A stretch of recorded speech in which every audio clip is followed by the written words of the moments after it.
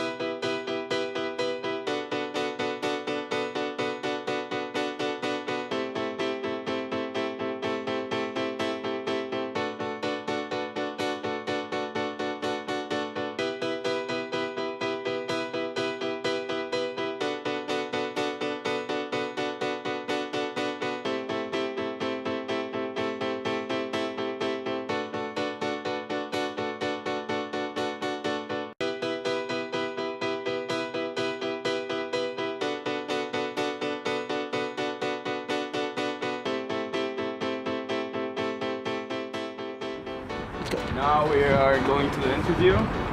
Let me teleport to that office. Alright, let's go. Yeah.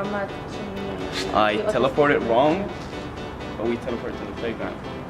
This is the adults playground.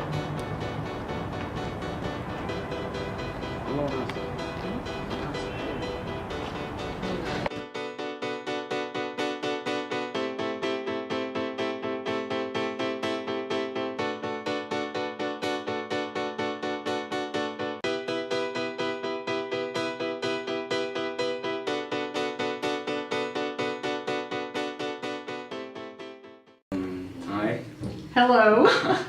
Would you like to introduce yourself? I'd be delighted to. My name is Dr. Linda Falk, and I am from the United States, various cities in the United States, but most recently I'll say Miami because that's where my son lives and is going to school in Miami. One of the best states. Yes.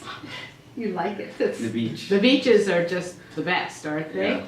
Well, I'm glad you've been there and hope you'll return many times. I got my degree in what's called educational administration from Columbia University several years ago, and prior to that have a master's and a bachelor's in regular education, from Indiana University. So, about the government perspective on this, Yes. would you say that the Kuwaiti government is trying to look out for this problem right now? Absolutely, absolutely, and they have been since 2010. Parliament passed a law called 8/2010 that guarantees the rights of families with special needs children and the children themselves to access to the best education, access to health services, access to a job if they qualify. So that's one of the differences between the government school and here. So, what is your most effective program that you're having right now at the school? Well, again, it's part of the curriculum called High Scope. Teachers get trained in it minimally 2 weeks every year. I think we're one of the few private schools in Kuwait that for 10 years we have brought in the same trainer to work with teachers in understanding how children learn and understanding how the multiple intelligences. Children aren't all oral learners, visual learners. They need to have lights low.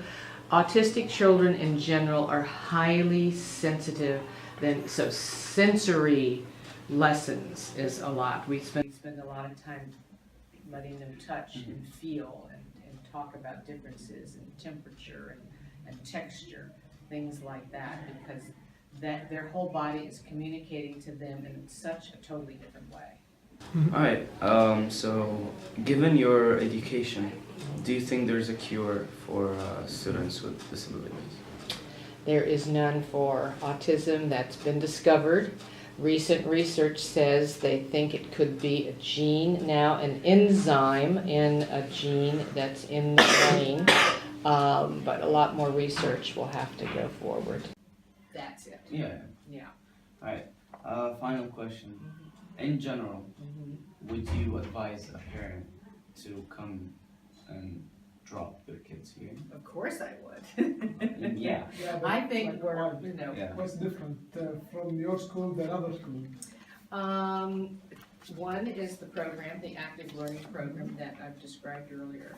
Two, I think we have an amazing group of teachers, teacher assistants, helpers.